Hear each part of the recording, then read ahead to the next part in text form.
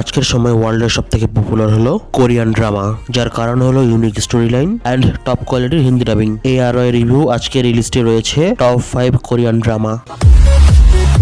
কিছু creator monster রয়েছে যেগুলোকে এই শোতে প্যারাসাইট বলা হয়েছে এবং তারা পৃথিবীতে অ্যাটাক করে দেয় এবং মানুষের কান আর নাক দিয়ে ঢুকে মানুষের ব্রেইন দখল করে নেয়। আর তারা মানুষকে কন্ট্রোল করার পর মানুষের মাধ্যমে কি করে আর মানুষ এই প্যারাসাইটদের হাত থেকে বাঁচতে পারে কিনা। এবং সিরিজের মধ্যে একটা মিউটেন্ট প্যারাসাইট রয়েছে যে অর্ধেক প্যারাসাইট আর অর্ধেক মানুষ।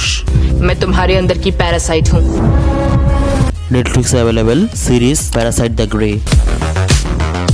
কোরিয়ার মধ্যে জাপান শাসন করতেছে, কিন্তু কোরিয়ার একটা শহরের হাসপাতালের মধ্যে জাপানের কিছু সায়েন্টিস্ট এক্সপেরিমেন্ট করতেছে, যার জন্য শহরের মধ্যে থেকে কিছু লোক মিসিং হয়ে যায়। আর সেই মিসিং লোকদের খুঁজতে যায় নায়ক আর নায়িকা সেই হাসপাতালের মধ্যে ঢুকে পড়ে এবং তারা সেখানে যাওয়ার পর একটার পর একটা রহস্যময় ঘটনা ঘটতে থাকে। उस बिल्डिंग के बेसमेंट में जरूर कुछ चल रहा है। कहाँ पर? ओंगसोंग हॉस्पिटल में। নেটফ্লিক্সে হিন্দিতে অ্যাভেলেবেল জিওনসং ক্রিয়েচার। একজন ডাক্তার হঠাৎ করে সুপার পাওয়ার পেয়ে যায়, যার মাধ্যমে সে মানুষের মেমরি পড়তে পারে, পাশাপাশি সে পশু পাখিদের চিন্তা ভাবনাও বুঝতে পারে। আর এই সুপার পাওয়ারের মাধ্যমে সে অনেক আনসলভ কেস সলভ করে।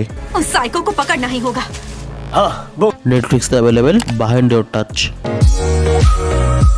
একটা মেয়ে যার 18 বার পুনর্জন্ম হয়ে গেছে এবং সে 19তম জন্মেও নিজের ট্রু লাভকে খুঁজতেছে। লাভ স্টোরির মধ্যে ইউনিক কিছু প্রেজেন্ট করে এই শোটা। मुझे पता था किसी दिन मेरी उससे मुलाकात जरूर होगी। নেটফ্লিক্সে available see you in my 19th life.